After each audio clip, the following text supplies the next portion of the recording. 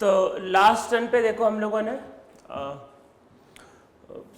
Isothermal process कर लिया था और हम लोगों ने उसके सारे केस समझ लिए थे, ग्राफ को समझ लिया था, एक्सपेंशन, कंप्रेशन, रिवर्सिबल, इरिवर्सिबल सब निपटा लिया।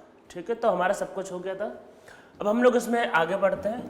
तो देखो अब है क्या एक्चुअल में आइसोथर्मल प्रोसेस के बाद जो दूसरा जो बड़ा प्रोसेस है वो आपका है एडियाबैटिक। पर उसको करने के पहले हम लोग पहले कुछ एक दो छोटे मोटे प्रोसेस करेंगे और उसके बाद फिर हम लोग एडियाबैटिक प्रोसेस पे आएंगे। उसके बाद फिर कुछ न्यूमेरिकल करेंगे और आपका फर्स्ट लॉ ऑफ थर्मोडायनामिक्स खत्म हो जाएगा। तो फिर हम लोग अब चलो उसमें बाकी प्रोसेस पे आते हैं। तो फिर अब सेकंड लिखते हैं। Second is isochoric process.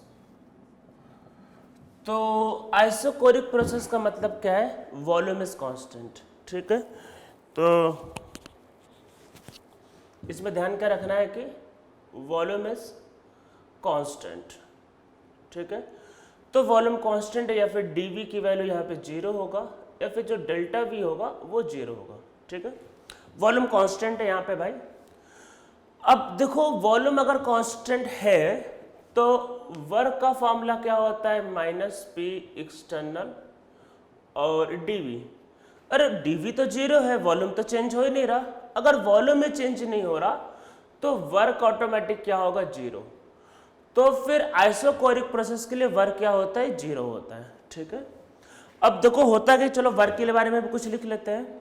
देखो वर्क जो होता है वो दो कंडीशन पे हमेशा 0 होता है। देखो आप समझो, ऐसे समझो, वर्क का जो फॉर्मूला है मान लो पी एक्सटर्नल और ये डेल्टा वी। ठीक है, तो अगर वर्क 0 करना है, अगर मान लो वर्क को 0 करना है तो या तो ये 0 हो जाए या फिर ये 0 हो जाए। ठीक है, तो डेल्टा वी 0 होने का मतलब कि प्रोसेस इज आइसोकोरिक। तो आइसोकोरिक प्रोसेस के लिए वर्क हमेशा 0 होता है, इस बात को ध्यान रखना है। या फिर बाहर का प्रेशर क्या हो जाए? 0, पी एक्सटर्नल। प्रेशर 0 होने का मतलब है प्रेशर क्या होगा? वैक्यूम। अगर बाहर वैक्यूम हो जाए, मान लो कि एक्सपेंशन हो रहा है और बाहर वैक्यूम है, अगर वैक्यूम के अगेंस्ट एक्सपेंशन होगा तो पी एक्सटर्नल भी क्या हो जाएगा? 0। तो उसमें वर्क डन भी क्या हो जाता है? 0। ठीक है, तो हम लोग इसमें पहले वर्क के बारे में कुछ पॉइंट लिख लेते हैं। तो इसमें नीचे लिखो work done is 0 on two condition. ठीक है, ऑन टू कंडीशन पहले लिखो first, in case of isochoric process change in volume is 0, so change in volume is 0, so delta V is 0, so work done is always 0 in case of isocoric process। Isochoric बोला है तो आंख बंद करके work done 0। ठीक है, दूसरा क्या हो सकता है कि ये अगर पी एक्सटर्नल भी 0 हो गया तब भी वर्क डन 0 होगा। तो इसमें नीचे सेकंड पॉइंट लिखो if external pressure is 0, in that case also work done is 0। external pressure 0 means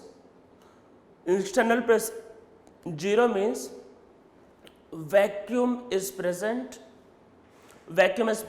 and expansion take place against the vacuum। this expansion is also known as free expansion. देखो मान लो container है, अंदर कोई ना कोई pressure है पर बाहर का प्रेशर तो 0 है। और आपको मैंने कहा था कि अगर एक्सपैंड होगा तो तभी रुकता है जब बाहर का और अंदर का प्रेशर क्या हो जाए? सेम। जब बाहर प्रेशर ही नहीं है तो रुकेगा नहीं, होता रहेगा और ऐसा में कोई वर्क डन नहीं होता है। ठीक है, तो इसका वर्क डन 0। तो ये याद रखना है कि वर्क डन दो कंडीशन पे 0 लेते हैं। फर्स्ट अगर डेल्टा V 0 है और सेकंड प्रेशर 0 है। प्रेशर 0 होने का मतलब है कि expansion against vacuum, that is free expansion. तो उसमें भी वर्क को क्या लेना होता है? 0 लेना होता है। ठीक है, तो ये वर्क के बारे में चलो कुछ बातें हो गई। फिर से इसी टॉपिक पे आता है आइसोकोरिक। तो भाई जब डेल्टा V 0 है तो वर्क भी क्या हो जाएगा? 0। ये तो ऑटोमेटिक 0 हो गया। ठीक है, W 0 या फिर DW 0 जो कहना चाहो वो 0। ठीक है, अब ये तो 0 हो गया। तो अब देखो यहां से फिर क्या होगा? डी इक्वल टू क्या होता है, D Q plus D W, first law of thermodynamics for small change, और लार्ज चेंज के लिए डेल्टा ई हो जाता है, ये हो जाता है क्यू और हो जाता है डब्ल्यू, ठीक है। तो फॉर स्मॉल चेंज तो this will be 0, so D Q equal to delta, मतलब डी ई होता है, या आप लिखना चाहो तो और बेटर से कि Q इक्वल टू क्या होता है, डेल्टा ई। अरे आप W भी लिख सकते थे, कोई दिक्कत नहीं है, ठीक है, या ऐसा भी तो हो सकता है। आप देखो जो लिख रहे, स्मॉल चेंज लार्ज चेंज से कोई फर्क नहीं पड़ता, मीन्स ये दोनों इक्वल है। या फिर डेल्टा ई इक्वल टू क्या होता है, Q प्लस डब्ल्यू, और W मान लो 0 हो गया तो ये आएगा, ठीक है। तो इसका मतलब कि हीट जो है वो इंटरनल एनर्जी के इक्वल आ रहा है। हीट किसके इक्वल आ रहा है, हीट आ रहा है इंटरनल एनर्जी के इक्वल। तो इसका मतलब ये हुआ कि जैसे मान लो कि अगर ये एक सिस्टम है, ठीक है, और अगर वॉल्यूम कांस्टेंट है तो सिस्टम और सराउंडिंग के बीच में जो हीट का एक्सचेंज होता है एट कांस्टेंट वॉल्यूम, वो कहलाता है आपका चेंज इन इंटरनल एनर्जी। ये चेंज इन इंटरनल एनर्जी का दूसरा डेफिनेशन है, और ज़्यादा यूज हम लोगों को आगे इस चैप्टर में इसका ही पड़ेगा। तो देखो वॉल्यूम कांस्टेंट है, तो इस बात को बताने के लिए आप ऐसे भी लिख सकते हैं Q और नीचे V इंडिकेट करता है वॉल्यूम इज कांस्टेंट, तो इक्वल टू होता है डेल्टा ई, ठीक है। तो इसमें नीचे लिखो हीट एक्सचेंज, अरे हीट का मतलब हीट एक्सचेंज ही होता है, heat exchange between system and surrounding is equal to the change in internal energy when volume of system remains constant। जब वॉल्यूम ऑफ सिस्टम कांस्टेंट रहता है तो जो हीट एक्सचेंज होता है वो चेंज इन इंटरनल एनर्जी के इक्वल आता है, इस बात को ध्यान रखना है। तो चेंज इन इंटरनल एनर्जी के इक्वल आएगा हीट, कब, जब वॉल्यूम आपके पास कांस्टेंट होगा, ठीक है, इस बात को ध्यान रखना है, ठीक है भाई। अब देखो फिर से आते हैं, फिर से मतलब अब कहाँ आना है, अरे अभी तो हीट का फॉर्मूला कहाँ है आया, तो अब हीट के फॉर्मूले पे आते हैं। देखो हीट में हम लोगों ने 2 लेक्चर पहले किया था मोलर हीट कैपेसिटी,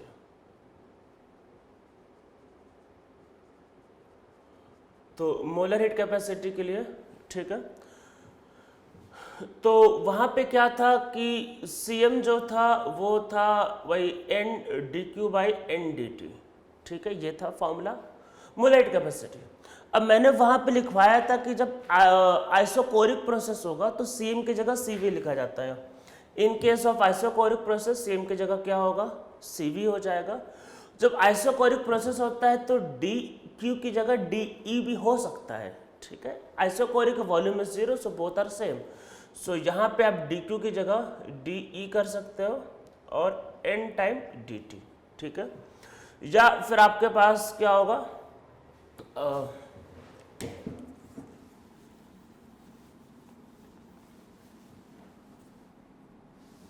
फिर और क्या हो सकता है, इसको इधर मल्टीप्लाई, ठीक है। वही जो पहले फॉर्मूला किया था वही हीट वाला फॉर्मूला, तो क्या हो जाएगा डी इक्वल टू क्या होगा, ये होगा n Cv dt, या फिर डेल्टा E इक्वल टू क्या होगा, इंटीग्रेशन ऑफ डी ई, या फिर integration of n Cv dt, temperature T1 से T2। Cv टेम्परेचर पे डिपेंड कर भी सकता है, मोलर हीट कैपेसिटी नहीं भी कर सकता है, ठीक है, वो तो डिपेंड करेगा। तो एक तो चलो फॉर्मूला ये हो गया, और इसके आगे if Cv is constant. Cv देखो कई बार वेरिएबल भी होता है, कई बार कांस्टेंट भी होता है, तो मान लो कांस्टेंट है तो, और इवन जेई में और नीट में तो हमेशा कांस्टेंट मानते हैं, तो फिर क्या होगा डेल्टा ई इक्वल टू, और एडवांस में तो पूरा सॉल्व करना पड़ेगा, this will be N C V delta T, ठीक है। तो डेल्टा ई का फॉर्मूला क्या होगा, N C V delta T, ठीक है, ये इसका क्या होगा फॉर्मूला होगा। तो ये हो गया आपके पास इंटरनल एनर्जी, ठीक है। तो N C V delta T, ठीक है, डेल्टा ई का फॉर्मूला, ये फार्मूला एक्चुअल में मैं कुछ बातें बता रहा हूँ, देखो उनको ध्यान रखना है। ये फार्मूला देखो हमने डिराइव तो वैसे किया आइसोकोरिक मान के, पर ये फार्मूला एक्चुअल में आइडियल गैस के लिए, क्योंकि पोटेंशियल एनर्जी 0 होता है, तो आइडियल गैस के लिए ये फार्मूला हमेशा एप्लीकेबल है एट ऑल कंडीशन। तो कुछ बातों को लिख लेते हैं हम लोगों को जो ध्यान रखना है, तो इसमें नोट करके लिखो, नोट करके कुछ इंपॉर्टेंट बात है जो मैं आपको बता रहा हूँ जो ध्यान रखना है, नोट करके लिखो। फर्स्ट पॉइंट लिखो delta E equal to N C V delta T. This formula is always applicable for ideal gas. ठीक है, ये आइडियल गैस पे ऑलवेज एप्लीकेबल है, मतलब this formula is always applicable. आप अंडरलाइन करना चाहो कर लो, always applicable on ideal gas. ये आइडियल गैस पे हमेशा एप्लीकेबल होगा। अगर आइडियल गैस नहीं हुआ, सपोज करो कि रियल गैस हो गया, सॉलिड हो गया, लिक्विड हो गया, तो उसमें तभी अप्लाई होगा जब वो आइसोकोरिक प्रोसेस होगा, बाकी कंडीशन पे अप्लाई नहीं होगा। ठीक है, इसमें सेकेंड पॉइंट लिखो this formula is applicable on real gas, solid and liquid only when process is isochoric. In case of other process, this formula is not applicable on solid, liquid and real gas. तो ये सिर्फ तभी applicable है उन सब पे जब process कैसा होगा, आइसोकोरिक। ठीक है, बाकी के केस में नहीं एप्लीकेबल हो सकता। देखो दोनों में डिफरेंस ये है, डिफरेंस वो इंटरनल एनर्जी वाला, क्योंकि आपका आइडियल गैस में पोटेंशियल एनर्जी 0 होता है तो वहाँ पे दिक्कतें नहीं होती है, तो वो मतलब वहाँ पे डेल्टा इंटरनल एनर्जी क्या था, डेल्टा काइनेटिक एनर्जी, तो वहाँ पे चल जाता है। पर बाकी सबका पोटेंशियल एनर्जी 0 नहीं था, मतलब रियल गैस का नहीं होता, सॉलिड लिक्विड में तो और ज़्यादा अट्रैक्शन। पोटेंशियल एनर्जी का मतलब कि force of attraction, real gas में फोर्स ऑफ अट्रैक्शन होता है, लिक्विड सॉलिड में और ज़्यादा होता है, तो वहाँ पे पोटेंशियल एनर्जी 0 नहीं होता। तो इसलिए ये फॉर्मूला उन पर हमेशा अप्लीकेबल नहीं, ये फॉर्मूला उन पर तब अप्लीकेबल जब प्रोसेस होगा आपको सॉलिड लिक्विड, मतलब जब प्रोसेस होगा आइसोकोरिक। देखो वैसे जो क्वेश्चन है मैंने आपको पहले बताया, जेईई मेन और नीट में हमेशा आइडियल गैस पे पूछता है, तो आप ये फॉर्मूला हमेशा यूज़ कर सकते हो। रियल गैस, ये सॉलिड और लिक्विड पे क्वेश्चन सिर्फ और सिर्फ जेईई एडवांस में आता है और आएगा, तो ये फॉर्मूला सिर्फ किस पे एप्लीकेबल है, आइसोकोरिक के लिए, बाकी के लिए एप्लीकेबल ही नहीं है तो नहीं कर सकते सॉल्व। वैसे ही अगर आएगा तो आइसोकोरिक पे ही आएगा और जिस पे फॉर्मूला आप यूज करके सॉल्व कर सकते हो। ठीक है, अब ये हो गया आपके पास वही delta E equal to N C V delta T. और सी वी, देखो सी वी टेम्परेचर पे डिपेंड कर भी सकता है, नहीं भी कर सकता है, कॉन्स्टेंट है तो बाहर आपका आ गया वो। अब इसके अलावा देखो कुछ चीजें लिखने का होता है, जैसे मान लो कि ऐसे मैं लिख देता हूँ, इफ गैस इज 1 मोल, ये मैं कुछ ऐसे फॉर्मूले बताने जा रहा हूँ, इफ गैस इज 1 मोल। ठीक है, तो देखो CV इक्वल टू क्या हो सकता था, DE/dt, यही था CV इक्वल टू क्या था, CV इक्वल टू क्या था, DE/dt। ठीक है, मोल, अरे मोल था ये, तो मोल 1 ले लिया, तो ये, तो कई बार आपको ऐसा लिख के आएगा, मतलब ऐसा लिख के आता है, CV इक्वल टू क्या होता है, DE/dt और वॉल्यूम कांस्टेंट। तो ये ध्यान रखना, ये CV को रिप्रेजेंट करने का तरीका होता है, DE/dt eight volume is constant, या फिर इसको लिख सकते हैं CV क्या हो सकता है, dQ/dt और वॉल्यूम इज कांस्टेंट। ठीक है, तो इस तरीके से भी CV को लिखा जाता है। और ऐसा क्यों लिखते हैं, ऐसा लिखते हैं आप लोगों को कंफ्यूज करने के लिए, तो कंफ्यूज नहीं होना, V means volume is constant, तो वो CV ही डिफाइंड होगा।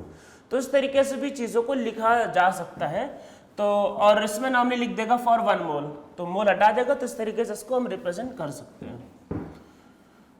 तो ये आपके पास हो गया आइसोकोरिक प्रोसेस, जो बहुत ही सिंपल प्रोसेस था, इसमें ज़्यादा कुछ था नहीं एक्चुअल में बताने के लिए, बस इतना ही एक्चुअल में आइसोकोरिक प्रोसेस। अब हम लोग आगे बढ़ते हैं, हम लोगों का आगे है थर्ड,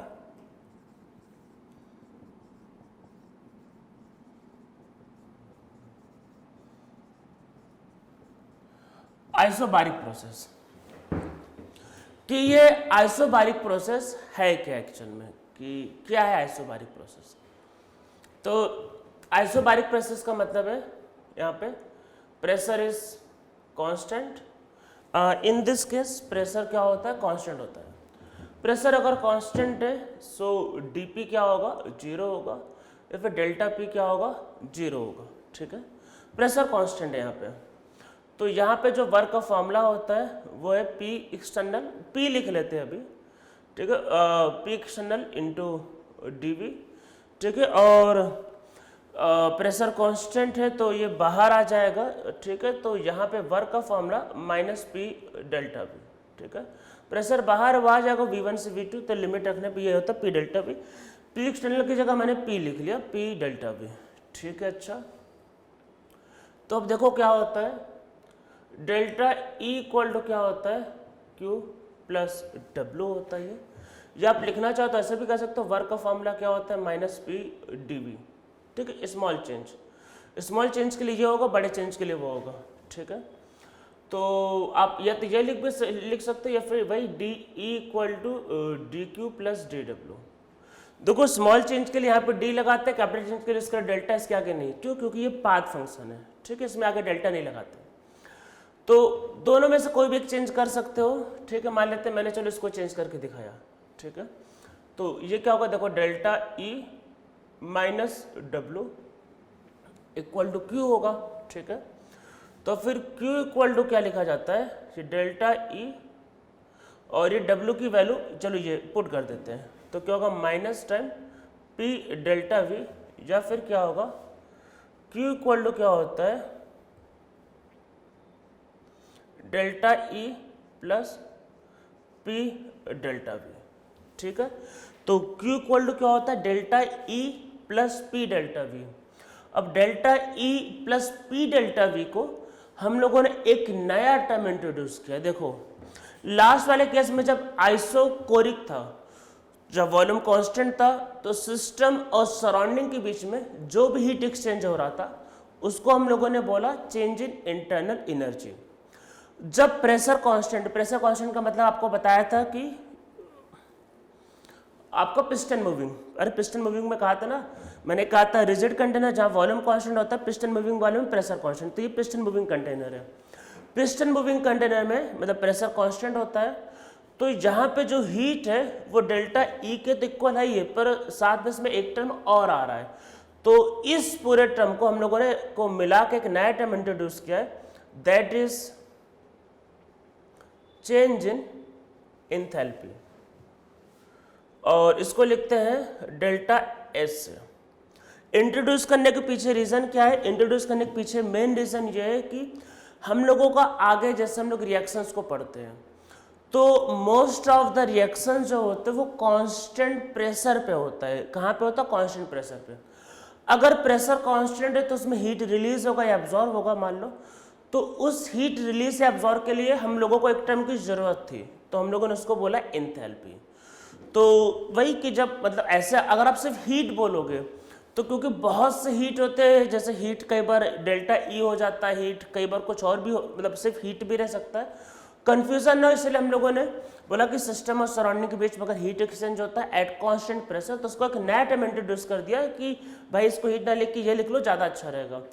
तो इस वजह से आप कभी गौर करोगे, जैसे 9th में और 10th में जब आपको रिएक्शंस कभी लिखा होगा तो बोलते थे हीट ऑफ द रिएक्शन, पर लिखते थे डेल्टा एच। क्यों, क्योंकि रिएक्शन होता था एट कांस्टेंट प्रेशर। तो वैसे डेल्टा एच तभी लिखा जाता है जब प्रेशर क्या होता है, कांस्टेंट होता है इसमें, ठीक है। तो अब इसमें देखो क्या होगा, तो Q इक्वल टू होता है डेल्टा एच या फिर QP इक्वल टू होता है डेल्टा एच। तो ये होता है चेंज इन एंथैल्पी। तो इसमें नीचे लिखो पहले क्या होता है, तो लिखो heat exchange between system and surrounding at constant pressure is known as change in enthalpy, ठीक है। Heat exchange between system and surrounding at constant pressure is known as change in enthalpy. तो जो हीट एक्सचेंज होता है constant pressure पे system और surrounding के बीच में, वही कहलाता है चेंज इन एंथैल्पी, ठीक है। तो वही एंथैल्पी का आपके पास क्या कहलाएगा, चेंज कहलाएगा, ठीक है। ये यहाँ तक समझ में आ गया ये। अब देखो ये आपके पास जो एंथैल्पी, पहले हम लोग अभी एंथैल्पी पे लिख रहे हैं ढेर सारा चीजें, तो देखो एंथैल्पी जो होता है वो होता है डेल्टा ई और प्लस पी डेल्टा वी, ये इसके इक्वल होता है एट, अरे भाई प्रेशर कांस्टेंट लिया ना ये, एट कांस्टेंट प्रेशर, ठीक है, प्रेशर कांस्टेंट के फॉर्म में। तो पहले एंथैल्पी के बारे में चलो कुछ लाइन लिख लेते हैं। तो देखो एक्चुअल में है क्या कि हम लोग जब इंटरनल एनर्जी की जब स्टडी कर रहे थे कि हमने नहीं, अरे इंटरनल एनर्जी क्या था, sum of all form of energy. तो मतलब वही कि हमने उसमें सारे फॉर्म ऑफ एनर्जी को कंसीडर किया, जैसे काइनेटिक एनर्जी प्रेजेंट है, पोटेंशियल एनर्जी प्रेजेंट है, तो वहाँ पे हमने पीवी एनर्जी को नहीं लिया, मतलब वहाँ पे पीवी एनर्जी को एक्चुअल में नहीं लिया, क्योंकि पीवी एनर्जी मतलब वो एक्सपेंशन और वो कॉन्ट्रैक्शन वाले उसको नहीं सोचा था, मतलब वो पीवी एनर्जी का मतलब है। तो जब हम लोग इंटरनल एनर्जी लिख रहे थे, अरे भाई हमने बोला कि सिस्टम के अंदर की जो भी एनर्जी है वही आपका इंटरनल एनर्जी होती है, तो हमने सारी एनर्जी लिया पर पीवी एनर्जी नहीं लिया। तो जो इंथैल्पी जो होता, मतलब ये जो होता है इंथैल्पी, मतलब देखो अब इंथैल्पी लिखते क्या है, तो इंथैल्पी क्या होता है, एक्चुअल में इंथैल्पी क्या होता है मैं ये बता रहा हूँ एक लाइन में, इसका यूज़ आपको जनरली पड़ेगा नहीं कभी, मतलब क्लास 11 और 12 के लेवल पे इसका यूज़ पड़ता नहीं है, पर लिख लेते हैं, किसी भी एग्जाम में इसका यूज़ नहीं पड़ेगा एक्चुअल में। तो H इक्वल टू क्या होता है, E प्लस पीवी, और पीवी मतलब वो एक्सपेंशन कॉन्ट्रैक्शन, अभी कुछ कर नहीं रहा, अभी कुछ चेंज नहीं, तो इसको बोलते हैं पीवी एनर्जी। तो इंथैल्पी क्या होता है आपका E प्लस पीवी एनर्जी, ठीक है।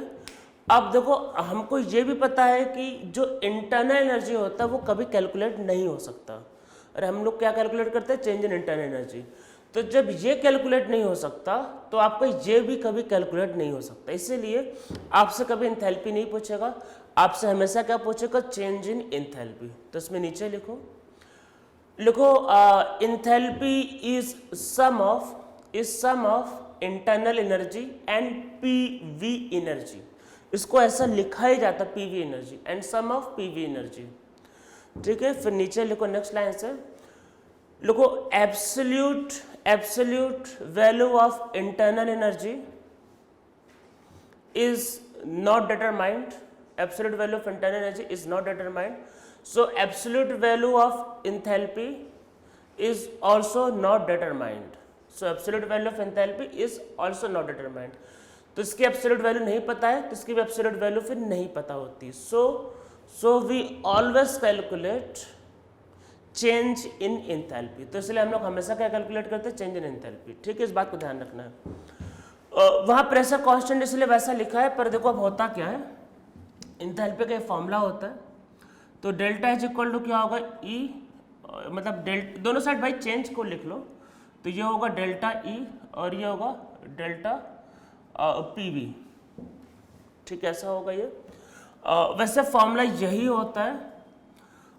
एक बार रियल गैस पे क्वेश्चन आया हुआ है, वो इसी फॉर्मूले पे बेस है वो, तो वो क्वेश्चन मैं आपको जब एडियाबैटिक भी हो जाएगा तो उसके बाद में करवा दूंगा। रियल गैस पे फॉर्मूला, अरे उसमें चेंज इन इंटरनल एनर्जी दिया था, initial pressure initial volume, final pressure final volume दिया था, दोनों दिया था, तो क्या होगा, देखो प्रेशर कांस्टेंट होगा बाहर आ जाएगा, नहीं होगा तो P2 V2 minus P1 V1, ठीक है, तो वो पूरा, तो आपको डेल्टा मतलब इसका मतलब ये है, इस फॉर्मूले का मतलब देखो, इस फॉर्मूले का मतलब क्या है, अगर आपको उसको करना है तो इसका मतलब ये है कि P2 V2 minus P1 V1, ठीक है।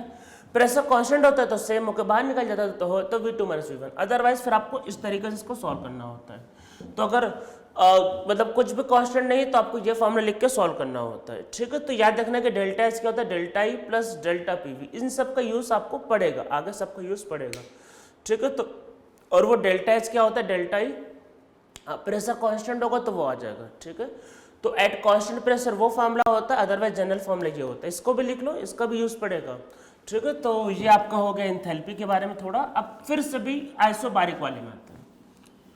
इंथैल्पी में इतना इन्फॉर्मेशन ही सफिशिएंट, उससे ज़्यादा आपको कुछ यूज नहीं पड़ेगा, बस याद रखना डेल्टा एच क्या होता है, delta E plus delta PV. अब इस फॉर्मूले पे देखो फिर से आते हैं, तो हीट एक्सचेंज सिस्टम और सराउंडिंग के बीच में एट कांस्टेंट प्रेशर क्या कहलाता है, इंथैल्पी कहलाता है भाई। चलो ये इंथैल्पी हो गया। अब फिर से वही आते हैं, मोलर हीट कैपेसिटी, वहाँ पे हम लोगों ने सेम की जगह लिखा था सीपी, ठीक है। तो आपको याद होगा मोलर हीट कैपेसिटी क्या होता है, डीएम और एन डीटी। अगर प्रेशर कांस्टेंट है तो सीएम की जगह सीपी हो जाएगा, प्रेशर कांस्टेंट है तो फिर भाई क्यू की जगह डेल्टा एच, या फिर अरे प्रेशर कांस्टेंट है या फिर लिख लो डी क्यू की जगह डेल एच, अरे वही मतलब है। आप स्मॉल चेंज के लिए करोगे तो ये होगा, और लार्ज चेंज के लिए वो होता है, तो ये क्या हो जाएगा आपका del H upon N D T, ठीक है। ये ध्यान रखना प्रेशर कांस्टेंट है, ठीक है, प्रेशर कांस्टेंट इसका मतलब। तो इसमें फिर डेल एच इक्वल टू क्या होगा, N C P delta T, तो फिर डेल्टा एच क्या होगा, वो integration of N C P, actual में N C P D T, temperature T1 से लेकर T2, या फिर क्या होगा डेल्टा एच क्या होगा, वो होगा N C P delta T. ठीक है, ये आपके पास क्या होगा फॉर्मूला डेल्टा एच का, ये आपके पास फॉर्मूला होगा N C P delta T. अगर सी पी कॉन्स्टेंट है तो, कांस्टेंट नहीं होगा तो आपको पूरा इसको सॉल्व करना होगा, कांस्टेंट नहीं होगा तो पूरा करना है, और अगर कांस्टेंट है तो बाहर आ जाएगा। ठीक है, तो ये डेल्टा एच का फार्मूला। अब ये फार्मूले पे भी देखो, ये फार्मूला आइडियल गैस के लिए हमेशा एप्लीकेबल है। मतलब अगर आपको इंथैल्पी, मतलब लास्ट वाले में क्या था इंटरनल एनर्जी, अगर आपसे इंटरनल एनर्जी पूछे तो आइडियल गैस के लिए आप हमेशा एनसीपी डेल्टा टी अप्लाई कर सकते हो। अगर आइडियल गैस के लिए इंथैल्पी पूछे तो हमेशा एनसीपी डेल्टा टी अप्लाई कर सकते हो। बाकी कोई और होगा, मान लो सॉलिड लिक्विड गैस, तो उसके लिए फॉर्मूला तभी अप्लाई होगा, सॉलिड लिक्विड और रियल गैस, तो फॉर्मूला तभी अप्लाई होगा जब प्रोसेस कैसा होगा आइसोबारिक।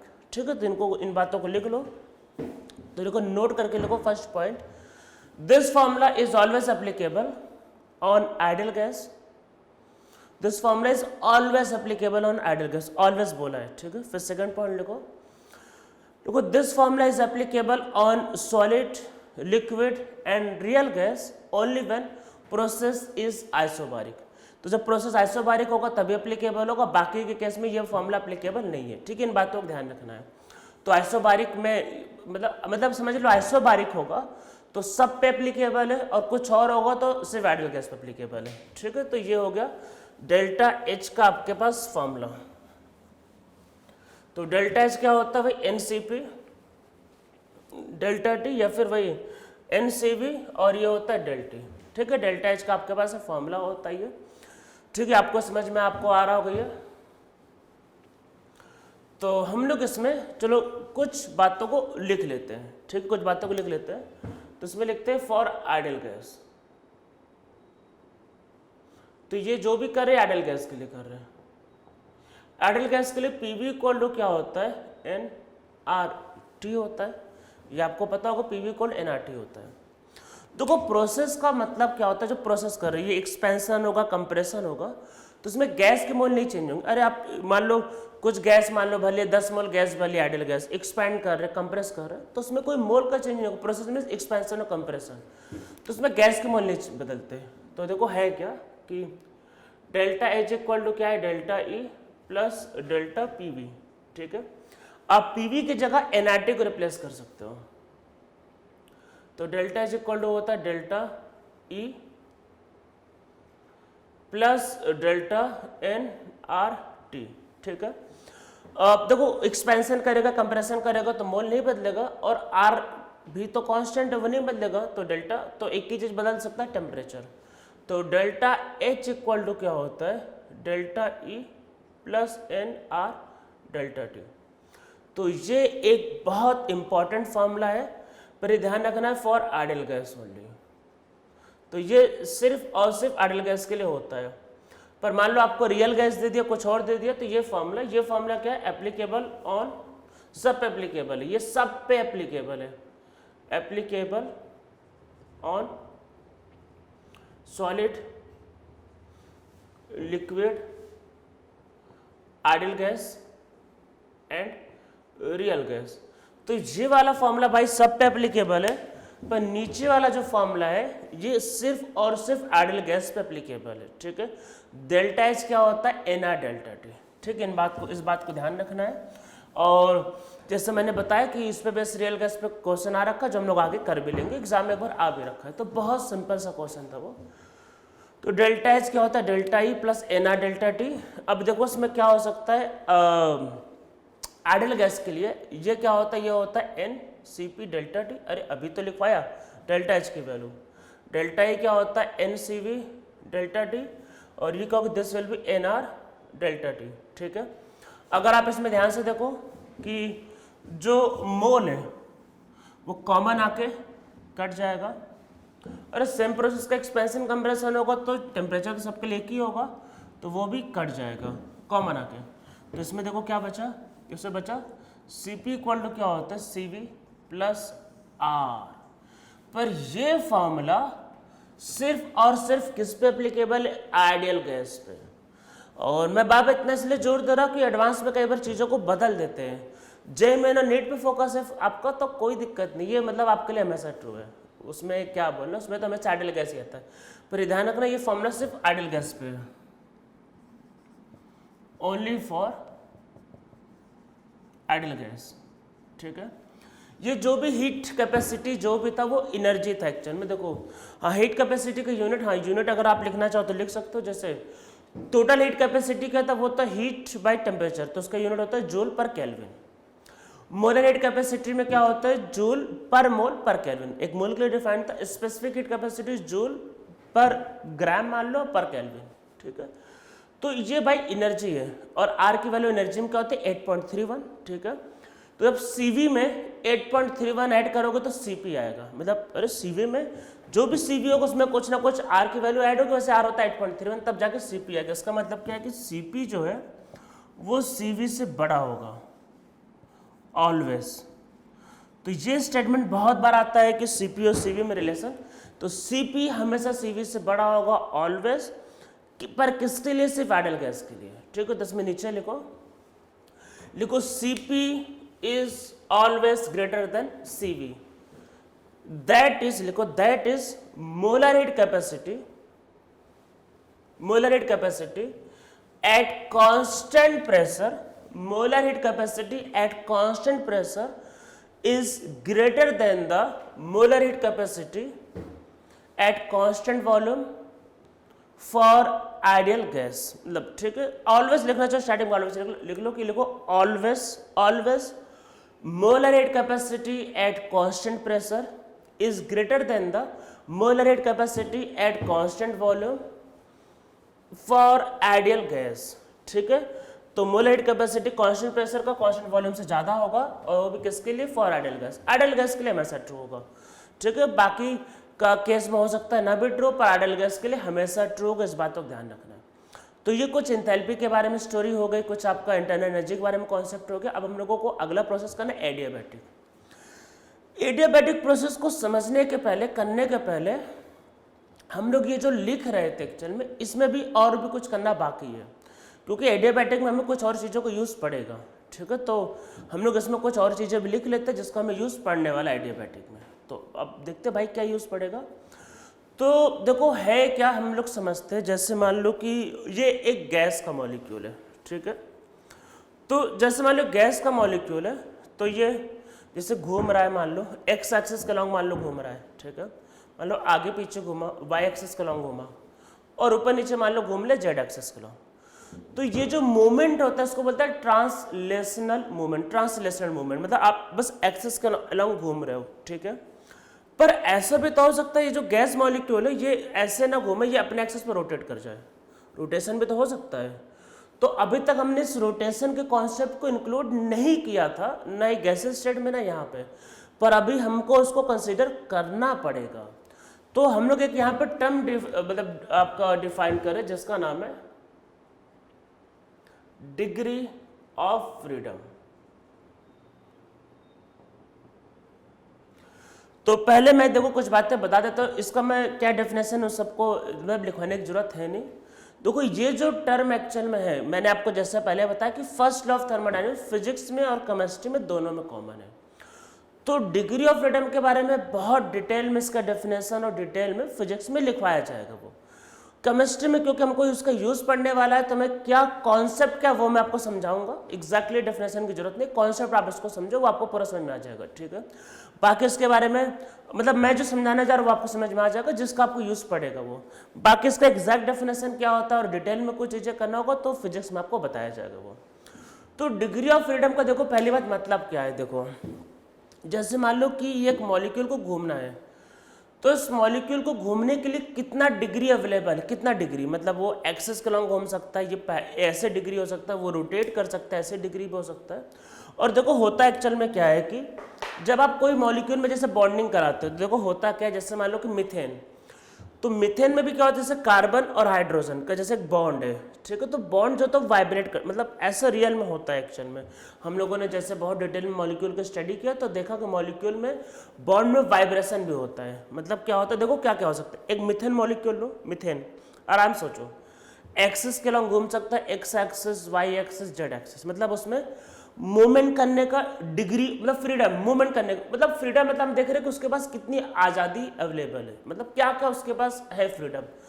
तो उसको एक्सिस के अलॉन्ग घूमने में, X axis, Y axis, Z axis के अलॉन्ग घूमने का फ्रीडम है। तो ये इसका हो गया एक फ्रीडम। और क्या हो सकता है, मीथेन अपने में घूम सकता है भाई, मतलब रोटेट कर सकता है, ठीक है, तो वो रोटेशन का फ्रीडम है, ठीक है, ये फ्रीडम है। और देखो होता है एक्चुअल में क्या कि जब मीथेन या कोई भी मॉलिक्यूल लो, एक्चुअल में बॉन्ड वाइब्रेट करते रहते हैं।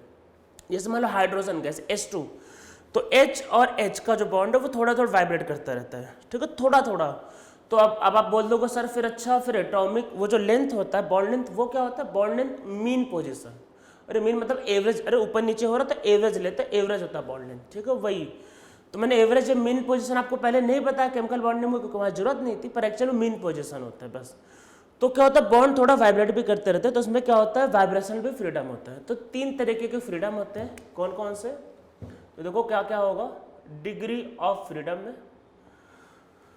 क्या क्या होगा, एक होगा ट्रांसलेशनल मूवमेंट या फ्रीडम, फिर दूसरा ट्रांसलेशनल मतलब कि एक्स एक्सिस, वाई एक्सिस और जेड एक्सिस के अलॉन्ग घूमना। दूसरा क्या होता है, रोटेशनल डिग्री ऑफ फ्रीडम। और तीसरा क्या होता है, वाइब्रेशनल डिग्री ऑफ फ्रीडम, ठीक है, ये चीजें होती है। हम लोग अभी जो केस करेंगे उसमें ट्रांसलेशनल और रोटेशनल लेके करेंगे, सिर्फ वाइब्रेशनल को कंसीडर नहीं करेंगे, उसकी वैल्यू नेग्लिजिबल होती है। पर मान लो अगर एग्जाम में अगर हो सकता है, देखो अब वाइब्रेशनल को जब लेने की बात आ रही है, देखो नीट और जेईई मेन वालों की इतनी औकात नहीं किसको ले सके, मतलब उनके तो लिमिट के बाहर है।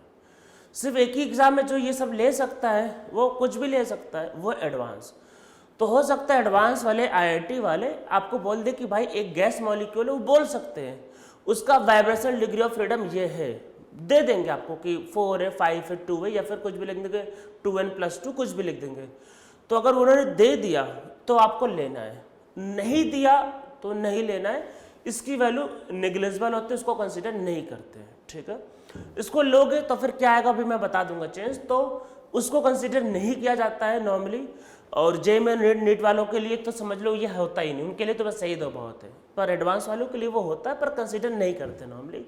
अगर उन्होंने बोला है क्वेश्चन में, जैसे इवन इसमें पैराग्राफ आ सकता है, पैराग्राफ में बोल दे कि भाई डिग्री ऑफ फ्रीडम ये 3 होता है, वाइब्रेशन ये होता है, फिर क्वेश्चन दे दे, तब तो लेना ही पड़ेगा। तो इसमें नीचे लिखो, इसमें नीचे लिखो वाइब्रेशन का मतलब समझ में आ गया ना, मॉलिक्यूल जो वाइब्रेट करते रहते हैं, ठीक है। इसमें लिखो vibrational degree of freedom are normally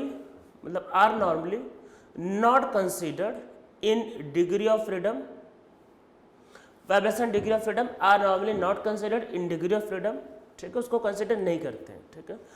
मैं फिर से एक बार रिपीट कर देता हूँ, अगर क्वेश्चन में दिया है तब लेना पड़ेगा, ठीक है, अदरवाइज उसको लेने की जरूरत नहीं। कई बार का मतलब एडवांस में आ सकता है, ये बात को मैं बताना चाह रहा हूँ, ठीक है। आपको कई बार बुक में क्वेश्चन ऐसे दिखाई देंगे अच्छे क्वेश्चन में, जहाँ पे इसको कंसीडर किया जाता है, कंसीडर किया जाएगा तो आपको लेना है एक्चुअली में, ठीक है, अदरवाइज इसको लेने की जरूरत है नहीं। तो अगर आपने ट्रांसलेशनल डिग्री ऑफ फ्रीडम को मतलब आर नॉट कंसीडर्ड, अगर कंसीडर नहीं किया, ट्रांसलेशन मतलब कि फ्लक्चुएशन वाला, तो उसको हटा दो, तो अब डिग्री ऑफ फ्रीडम क्या बचा, ये बचा ट्रांसलेशनल, और इसमें क्या बचा, रोटेशनल डिग्री ऑफ फ्रीडम, ठीक है, दोनों चीजें बची। तो ट्रांसलेशनल और रोटेशनल डिग्री ऑफ फ्रीडम, ये दोनों चीजें बचता है। अब डिग्री ऑफ फ्रीडम के हम लोग वैल्यू लिखते हैं कि क्या होने वाला है वैल्यू। तो ये जो वैल्यू जो लिखने जा रहा हूं एक्चुअल में, इनको अब ध्यान से देखना आपके पास क्या क्या होता है। देखो जो भी गैस है हम लोग उनको 3 तरीके में 3 पार्ट में डिवाइड कर सकते हैं। तो देखो सबसे पहले मोनो एटॉमिक गैस, ठीक है। तो हम लोग डिग्री ऑफ फ्रीडम में इसका लिखेंगे ट्रांसलेशनल, इसका क्या क्या हो सकता है। हम लोगों को मेनली इस वैल्यू की जरूरत है जो जिसके लिए मैं पूरा बता रहा हूँ कॉन्सेप्ट। और दूसरा है rotational degree of freedom, vibrational नहीं लेना है, बोल देगा तो ले लेना एग्जाम में, वैसे बोलेगा तो नहीं लेना।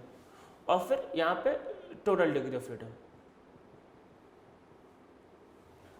मोनोटॉमिक गैस का मतलब है कि जैसे जिसमें एक ही एटम होते हैं, जैसे कि आपका कि helium, neon, argon, krypton, xenon या रेडॉन, ठीक है, ऐसे कोई भी आइडियल गैस, ठीक है। अब देखो मान लो हीलियम है तो भाई वो एक्स एक्सिस में भी घूम सकता है, वाई एक्सिस में भी घूम सकता है और जेड में भी घूम सकता है, तो वो हर एक्सिस में घूमने के लिए फ्री है, तो उसमें ट्रांसलेशनल डिग्री ऑफ फ्रीडम क्या होगा 3, पूरा फ्री है। पर आप खुद सोचो, देखो मान लो कि हीलियम को समझ लो एक ही एटम है, तो एटम कैसा होता है स्पेरिकल, तो आप एक बॉल ले लो, मान लो कोई भी, मान लो क्रिकेट बॉल ले लो, उसको घुमा के देखो तो क्या कोई फर्क पड़ेगा? अरे भाई बॉल को घुमाओगे तो क्या होगा, वो उतना ही वॉल्यूम ऑक्यूपाई करेगा, कोई फर्क ही नहीं पड़ेगा वो। तो वो स्पीयर है, स्पीयर को घुमाओगे तो कुछ हो ही नहीं, मतलब मान लो बॉल घुमा भी दिया तो आपको जैसा पहले था वैसा भी अपेयर होगा, कोई चेंज नहीं होगा। तो मतलब अगर आप ऐसे मोनोटॉमिक अगर रोटेट भी करते हो तो कोई फर्क नहीं पड़ता, तो इनका रोटेशनल डिग्री ऑफ फ्रीडम 0, मतलब घुमाया भी तो कुछ फर्क ही नहीं पड़ा, कोई चेंज ही नहीं हो रहा, तो इसलिए इसका रोटेशनल डिग्री ऑफ फ्रीडम क्या लोगे 0, तो इसलिए इनका टोटल डिग्री ऑफ फ्रीडम क्या होगा 3। तो याद रखना है मोनोटॉमिक गैस का डिग्री ऑफ फ्रीडम आपको 3 लेना होता है, ठीक है। एक लास्ट टाइम मैं रिपीट कर देता हूँ, वाइब्रेशन वाला नहीं लिया है, अगर वो लिया होता तो वो भी ऐड हो जाता तो टोटल चेंज हो जाता, ठीक है। नहीं बोला है तो नहीं लेना है, आपको याद क्या रखना है, मोनोटॉमिक का डिग्री ऑफ फ्रीडम 3 होता है, ठीक है। इसमें याद रखना वाइब्रेशन को कंसिडर नहीं किया है, जे मेरा नीट में कभी यूज नहीं पड़ेगा, एडवांस में यूज पड़ेगा तो बता देगा भाई। अगर मान लो बोल देता कि हीलियम का वाइब्रेशनल डिग्री ऑफ फ्रीडम 2 है, वैसे हीलियम का हो नहीं सकता क्योंकि वो मोनोटॉमिक है, वो उनमें होता है जहाँ बॉन्ड बनता है। पर मान लो हाइपोथेटिकली सपोज करो कि वाइब्रेशनल डिग्री ऑफ फ्रीडम 2 है, तो टोटल हो जाता 5, ठीक है। वैसे वो वाइब्रेशनल वाला वही एग्जिस्ट करेगा जहाँ पे बॉन्ड बनता है, ठीक है, बॉन्ड जहाँ बनेगा वो, तो वो बॉन्ड जहाँ वाइब्रेट, ये सब तो मोनोटॉमिक है तो बॉन्ड ही नहीं बना रहे, तो इनमें तो वैसे वाइब्रेशन हो ही नहीं सकता ये। तो आपको उसमें हमेशा फिर वैल्यू 3 लेना है। फिर देखो सेकंड क्या होता है, सेकंड आपके पास है डायटोमिक एंड लीनियर गैस, ठीक है। जैसे example O2, N2, CO2, 3 atom पर स्ट्रक्चर लीनियर है, ठीक है, ध्यान रखना लीनियर गैस।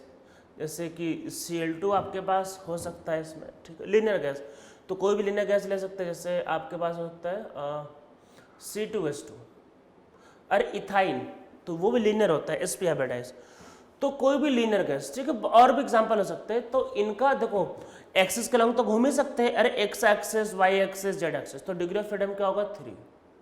इसमें क्वेश्चन आता है कि क्या आपका रोटेशनल वाला क्या होगा, इसको समझो कि जैसे मान लो कि ऑक्सीजन मॉलिक्यूल, तो एक ऑक्सीजन एटम है, एक ऑक्सीजन एटम है यहाँ, ठीक है, तो ये ऐसा एक लाइन होगा, ठीक है। अगर आप इसको रोटेट करो, मान लो रोटेट करो, जिस टाइम पे इसको रोटेट करोगे, तो जब रोटेट करोगे तो एक एरिया बनेगा ना ये, अरे मान लो एक लाइन है, इसको रोटेट करोगे तो एक एरिया ही तो बनेगा ना, एक एरिया, ठीक है। जो भी एरिया होता है वो आपको शायद पता होगा 2D में प्रेजेंट होता है, अरे जैसे आपको पता होगा जैसे कि स्क्वायर, रेक्टेंगल, सर्किल, सब 2D में होता है। 3D में क्या होता है, क्यूब, क्यूबॉइड, स्फीयर। तो जब आप मान लो इसको रोटेट कर रहे हो तो देखो सर्किल बना ना, सर्किल, और सर्किल क्या होता है 2D में, मतलब कि वो जब आप किसी लीनियर मॉलिक्यूल को जब रोटेट करते हो तो वो क्या होता है कि एक एरिया बनाता है जो कि 2D में होता है। जैसे मतलब मेनली वो क्या बनाएगा, सर्किल, अरे जब रोटेट करोगे तो सर्किल ही तो बनेगा ये। तो मतलब अगर आप एक लीनियर मॉलिक्यूल को रोटेट करोगे तो वो एक 2D में एक एरिया बनाता है, तो हम लोग इसका रोटेशनल डिग्री ऑफ फ्रीडम क्या लेंगे 2। जब मोनोएटॉमिक था तो रोटेट करके कुछ फायदा नहीं हुआ, इसको रोटेट किया तो देखो एक एरिया बन गया, ठीक है, तो एरिया बना मतलब उसका डिग्री ऑफ फ्रीडम 2 लेना है, ठीक है। तो इसका टोटल डिग्री ऑफ फ्रीडम क्या लेना है 5, ठीक है, ये आपका हो गया। फिर हम लोग इसमें नीचे लिखेंगे, तो कोई 2 एटम अगर होता है तो वो हमेशा लीनियर होता है, इसलिए मतलब ये मेनली था लीनियर गैस के लिए, 2 एटम तो ऑलवेज लीनियर होगा, बाकी इसके अलावा अलग से भी लीनियर गैस, ठीक है, कि कंफ्यूजन ना हो आपको। फिर आगे polyatomic gas and non linear gas, मतलब ये ध्यान रखना कि नॉन लीनियर होना चाहिए, नॉन लीनियर गैस। तो जैसे methane, ammonia, SO2, SO3, SnCl2 कोई भी ऐसा गैस जो कि नॉन लीनियर हो, ठीक है। तो भाई 3 एक्सेस के लॉन्ग घूम सकता है, तो translation degree of freedom R3, ठीक है। साथ में अब देखो जैसे मान लो अमोनिया है, ठीक है, अमोनिया जैसे नाइट्रोजन, एक इधर एक इधर एक इधर, अगर आप उसको रोटेट करोगे तब तो पता है रोटेट करने पे वो क्या बनाएगा, अरे प्रिज्म, तो वो पूरा 3D को कवर कर रहा है, मतलब रोटेट किया तो 3D, मतलब आप कैसे भी रोटेट कर सकते हो, पूरा 3D को कवर कर रहा है। ये तो लीनियर में यही था, देखो इसको रोटेट किया तो एक एरिया बनता है, पर यहाँ पर रोटेट किया तो पूरा वॉल्यूम बनेगा आपका, तो इसलिए इसका डिग्री ऑफ फ्रीडम क्या होगा 3, तो टोटल डिग्री ऑफ फ्रीडम 6। तो ये डिग्री ऑफ फ्रीडम क्या है, याद रखना है, ये याद रखना है, तो ये सब इंफॉर्मेशन नहीं दिया रहता, याद रखना है। मोनोटॉमिक के लिए हमेशा 3, लीनियर गैस से डायटॉमिक के लिए 5 और पॉलीटॉमिक के लिए 6, ठीक है। इसमें जैसे मान लो कि आपने वाइब्रेशन वाले को कंसिडर नहीं किया, पर मान लो अगर इसका वाइब्रेशन डिग्री ऑफ फ्रीडम मान लो 2 होता है तो फिर टोटल 8 हो जाता। अगर दिया है क्वेश्चन में तो, नहीं दिया है तब तो कोई बात नहीं, आराम से लेके करो। मतलब आपको अगर मान लो डिग्री ऑफ फ्रीडम पे मान लो अगर 20 क्वेश्चन मिलते हैं तो 20 में से 19 क्वेश्चन में यही यूज होगा। जे एडवांस का हो सकता है कि एक क्वेश्चन मिल जाए ऐसा कहीं बुकलेट में या बुक में कहीं सॉल्व, तो जो इसमें इसका यूज ना हो इसमें वाइब्रेशन को भी कंसिडर किया, अदरवाइज यही होता है। और जे मेन एडवांस में तो हमेशा यही होता है, ठीक है। ये डिग्री ऑफ फ्रीडम हो गया। अब देखो इसमें है क्या,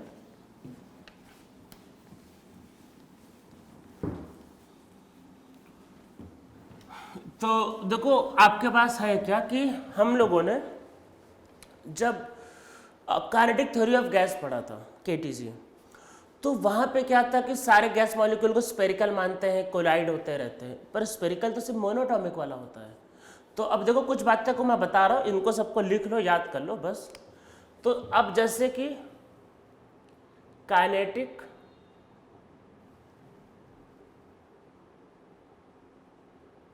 energy for 1 mole gas molecule, तो 1 मोल गैस मॉलिक्यूल के लिए काइनेटिक एनर्जी का फॉर्मूला, ठीक है।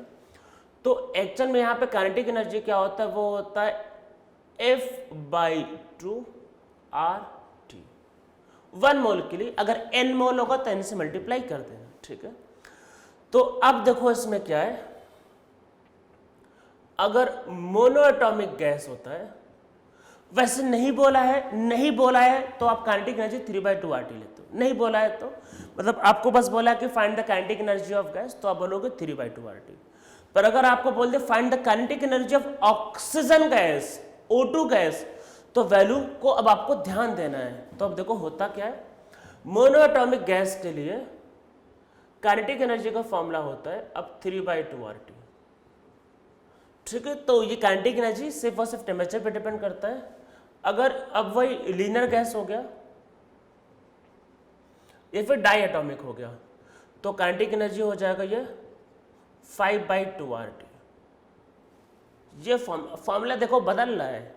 और अगर पॉली एटॉमिक हो गया या फिर नॉन लीनियर स्ट्रक्चर है तो अब इसका फॉर्मूला हो गया है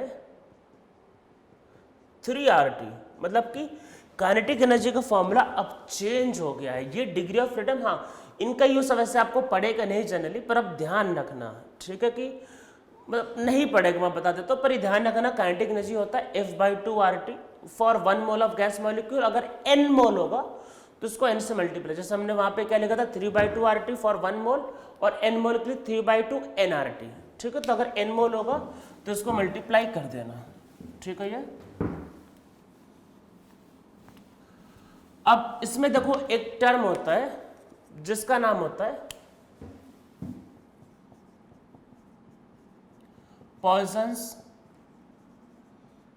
रेशियो, जिसको हम लोग गामा से रिप्रेजेंट करते हैं, गामा से, ठीक है। तो पॉइजन्स रेशियो क्या होता है, वो होता है CP/CV का रेशियो फॉर आइडियल गैस, ठीक है। आइडियल गैस के लिए सॉल्व कर रहे हैं।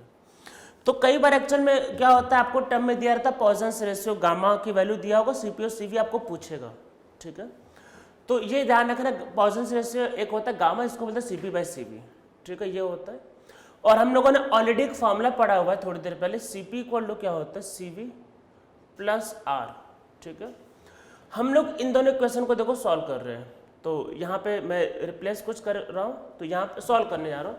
देखो क्या हो सकता है, सी पी इक्वल टू क्या हो सकता है, gamma C P plus R, या फिर सी पी इक्वल टू क्या हो जाएगा, मतलब नहीं ये गलत कर दिया। देखो ये इधर मल्टीप्लाई होगा तो एक्चुअल में सी पी की वैल्यू यहाँ पे पुट करेंगे, तो देखो क्या हो जाएगा, वहाँ पे पुट करेंगे तो क्या होगा, gamma C V, C P की जगह लिख दे gamma C V equal to क्या होगा, सी वी प्लस आर, या फिर सी वी कॉमन ले लो तो gamma minus one equal to R. गामा की वैल्यू 1 से बड़ी होगी। अरे थोड़ी देर पहले मैंने लिखवाया था ना ये कि क्या, कि सीपी सीवी से बड़ा होता है, जब सीपी बड़ा है सीवी से तो गामा 1 से बड़ा होगा ऑलवेज, फॉर आइडियल गैस, ठीक है, ऑलवेज 1 से बड़ा होगा, ऑलवेज फॉर आइडियल गैस, ठीक है, हमेशा 1 से बड़ा, सीपी बाय सीवी। तो जो सीवी जो होता है वो आर अपॉन गामा माइनस 1। तो कई बार क्वेश्चन में आपको गामा दिया रहेगा तो सीवी निकालने के लिए ये यूज कर सकते हो, और अगर सीवी आ गया तो देखो सीपी क्या होगा, गामा इंटू सीवी, तो याद रखना है, तो सीपी का फॉर्मूला क्या होता है, गामा, और फिर ये क्या होगा, आर अपॉन गामा माइनस 1। तो सीपी होता है gamma R upon gamma minus 1, और सीवी क्या होता है, आर अपॉन गामा माइनस 1।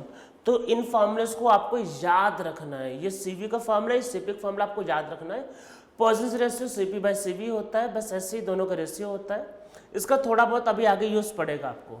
और गामा की वैल्यू हमेशा 1 से बड़ी होती है, याद रखना, फॉर आइडियल गैस, ठीक है, ये हमेशा 1 से बड़ा होता है।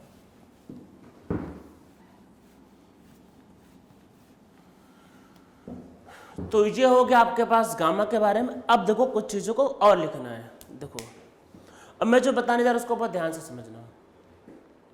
सीपी और सीवी जो होता है वो टेम्परेचर पे डिपेंड करता है, और मतलब नॉर्मली डिपेंड करता है, और नहीं दिया है क्वेश्चन में तो आप उसको कांस्टेंट मान के चलोगे, ठीक है। मतलब कि जैसे फॉर्मूले हम लोगों ने लिखा था, डेल्टा से डेल्टा ई क्या आता है, वो होता है integration of N C V D T.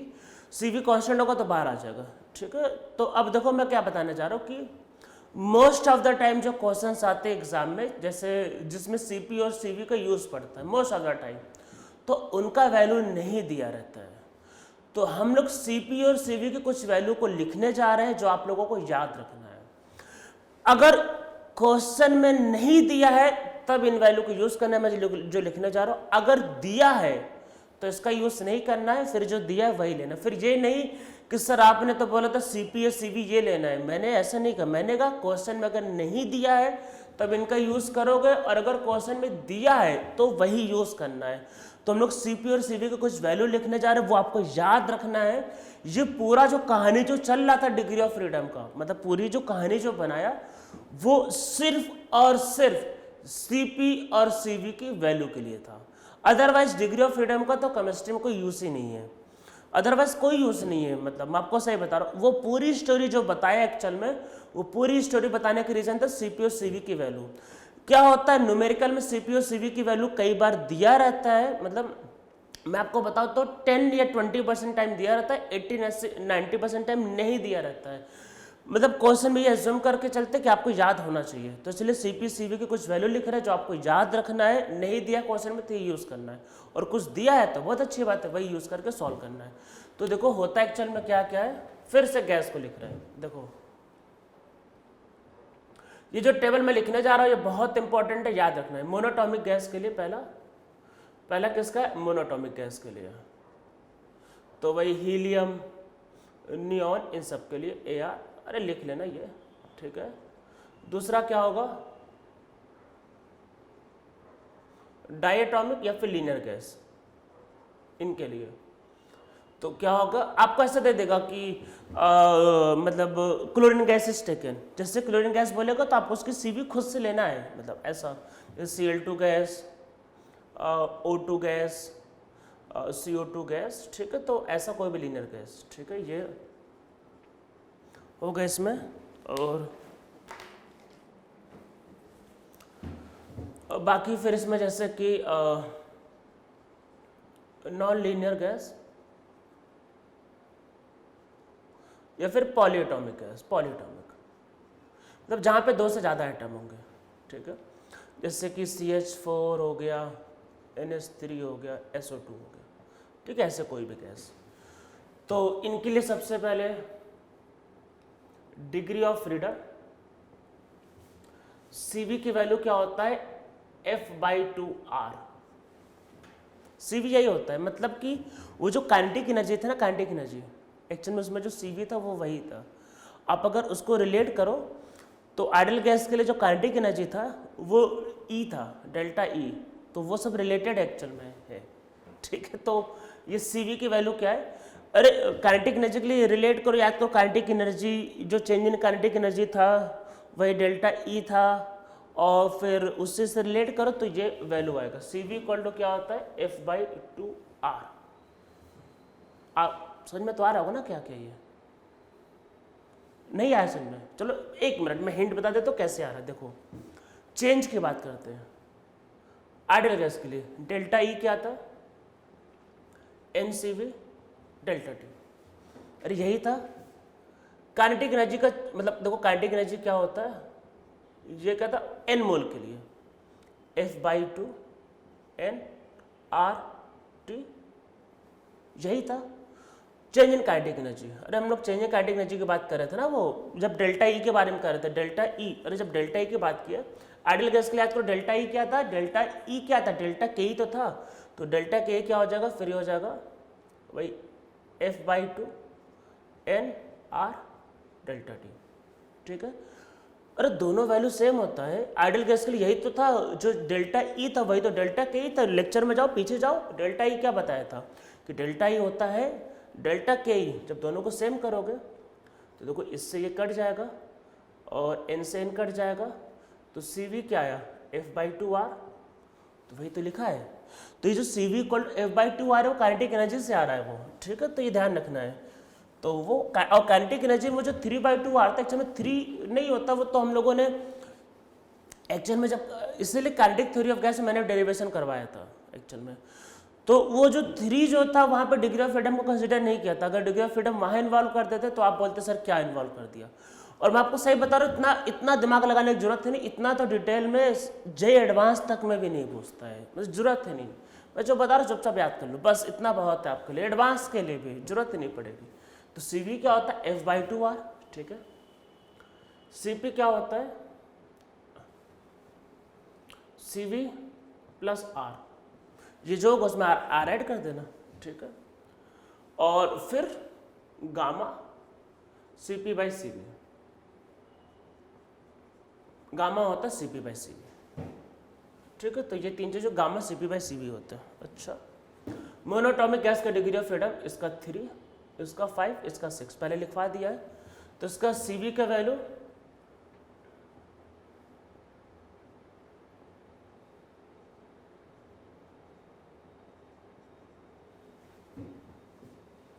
इसमें R ऐड करना है, इस वैल्यू में R ऐड कर दो, तो ये क्या हो जाएगा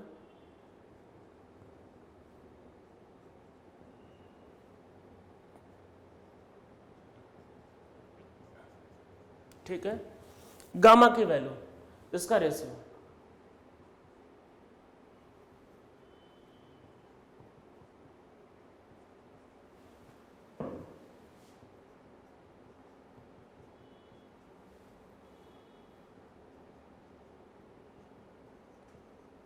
ठीक है। ये गामा की वैल्यू जो याद रखना है, ये एक बहुत इंपॉर्टेंट टेबल है। मोस्ट ऑफ द टाइम जब क्वेश्चंस आते हैं तो CP और CV की वैल्यू नहीं दिया रहता है, तो इस टेबल का यूज करके CP और CV की वैल्यू का आपको यूज करना है, ठीक है। ये फॉर्मूला सिर्फ आइडियल गैस के लिए एप्लीकेबल है, और तब जब मतलब क्वेश्चन में, एग्जाम में क्वेश्चन में CP CV नहीं दिया है तो, और मान लो अगर कुछ दे दिया, मान लो बोल दिया कि भाई एक गैस है, मान लो कुछ भी बोल दिया कि SO3 गैस, उसका ये CV है, तो वही लेना है, फिर दिमाग नहीं लगाना है कि अरे सर ने तो वो बताया। अरे ये फॉर्मूला सिर्फ तब अप्लाई होगा जब एग्जाम में क्वेश्चन में नहीं दिया होगा CP और CV, और अगर दिया है तो वही यूज करना है, इसका यूज नहीं करना है। इसका यूज तब करेंगे जब CP और CV नहीं दिया रहता है। एक बहुत इंपॉर्टेंट टेबल है, मोस्ट ऑफ द टाइम नहीं दिया रहेगा, तो इसलिए CV की वैल्यू, CP की वैल्यू और गामा, इनका रेशियो याद रखना है, ठीक है।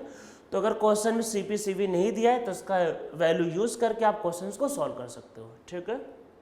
तो आज के लेक्चर में हम लोग इतना ही करेंगे।